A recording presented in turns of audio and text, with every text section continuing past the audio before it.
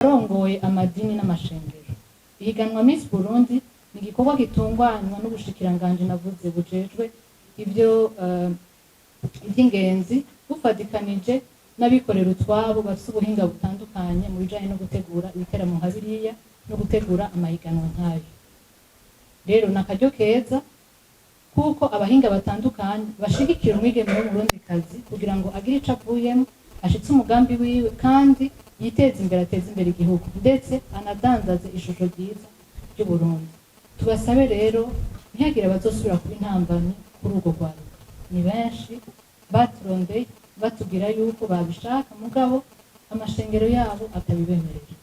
Turinze duhaguruka turabahinga, leta igahaguruka, abantu batandukanye bagashaka gufasha umwigeme w'umurundikazi, nta kuntu na kumwe tuba tumushakira inabi uretse yuko twifuza yuko atera imbere. Rero nibaza ko muri iri higanwa kumbure hari abatazoshobora kurizamo mugabo yakurikira mudukundire mubareke baze bahiganwe hamwe n'abandi. Yuko ihiganwa Miss Burundi nta mahera namwe risaba kugira umuntu yiyandikisha, nta buryo na bumwe risaba kugira umuntu yiyambare, nta buryo na bumwe risaba kugira ngo umuntu yiyunguruze aja mu bibanza hazoberamo ibikorwa bitandukanye.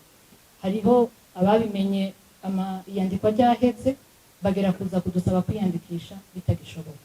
Twizera yuko mu mwaka uza bazoza ari benshi kuko akamo tubateye bakumvise. Abagira gatatu nifuza guhimiriza n'urwaruka ruri mu ntara hagati zo mu gihugu c'u Burundi. Abenshi muri bo bararetse kwiyandikisha kuko bumvise yuko harimo n'abanyabujumbura. Umunyabujumbura si igitangaza, umunyabujumbura si waciye ubwenge kurusha abandi, ariko wewe uzi ko wize amashuri nk'uko bitegerejwe, ukaba uzi ko ufise umugambi, nta wundi muntu n'umwe ashobora gutahura umugambi wawe gusumba uko utahura wowe nyene. Mwemere muhiganwe n'abandi, Uburundi bubaziye ko byinshi, ntimusubire gutinya. Ndabivuga kuko naganiriye n'ababura amatari batandukanye mu ntara zitashoboye kwiyandikisha. Barambwiye ko bafite ico kibazo ku bana b'abigeme b'abakobwa kuko badahora bitaba n'amanama, bumva umenga si uburenganzira bwabo.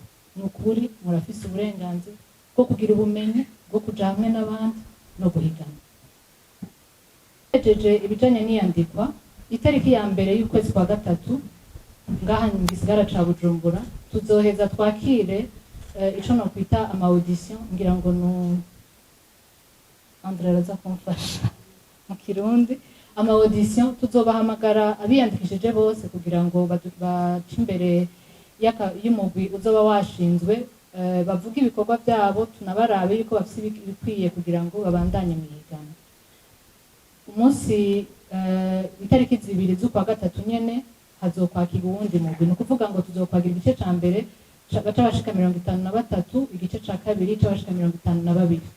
Uko bazogenda barakirwa hazosigara 30 ku munsi wa mbere, ku munsi wa kabiri hasigare 30, biduhe igiharuro c'abantu 60 bazoca babandanya muri quart de finale. Tuzoca tugenda mu ntara ya Gitega itariki 5 gushika itariki 8, aho bazoja muco no kwita umwiherero bategurwa kugira ngo bikunde yuko habaho quart de finale izobera mu ntara ya Gitega. Tuzoca dusubira tugende mu ntara ya Ngozi ku itariki 19 gushika itariki 22 z'ukwa gatatu, naho nyene abo mwiherero uwundi mugwi ushobore gukorera mu ntara ya Ngozi. Aha gatatu tuzokorera ni mu ntara ya Bujumbura ku itariki 2 gushika itariki 5, naho nyene hazoba umwiherero utuma turonka abo muri quart de finale bandi. Iyo mwiherero yose iheze hazoca hasigara abantu 30 bazoshobora guca baja muri demi finale ya Miss Burundi. Hagati ya demi finale niyo quart de finale izoba yabaye, hazoba kugendera intara zitandukanye ndetse n'ibibanza vy'iratiro Burundi bufise igice ca mbere cabo. Tuzokwakirwa n'abantu benshi batandukanye kuko bariko baratwitegurira. Nibaza ko tuzoba bamenyesha uko bazogenda barinjira mu mugambi kuko bariko baragira inyigo kugira batwereke aho bazobacisha n'ibizokorwa. Mu byo tuzokora harimo ibikorwa rusangi, mu byo tuzokora harimo gutanga ubukoresho bakoresha mu gihe c'ubutinya nko mu mashuri afise abigeme batishoboye cane kugira ngo nabo baronke amahirwe yo kubandanya biga kandi baroranira. Mu kwezi kwa gatandatu tuzosubira inyuma y'amatora ya mbere tuzoca dusubira tuje mu mwiherero kuva itariki 14 gushika 20 z'ukwa gatandatu ngaha i Bujumbura hace haba demi finale ya Miss Burundi. Itariki 19 itariki 25 z'ukwa gatandatu nyene gushika ku itariki 30 hazoheza habe gusubira gutemberera Burundi ku ruhande batazoba bagiye ko mu igihe bazoba bariko baratembera ubwa mbere. Itariki 19 z'ukwezi kw'indwi gushika 25 niho bazogenda muri wa mwiherero ukomeye ubategurira finale ya Miss Burundi, bikaba bizobera mu gisagara ca Bujumbura.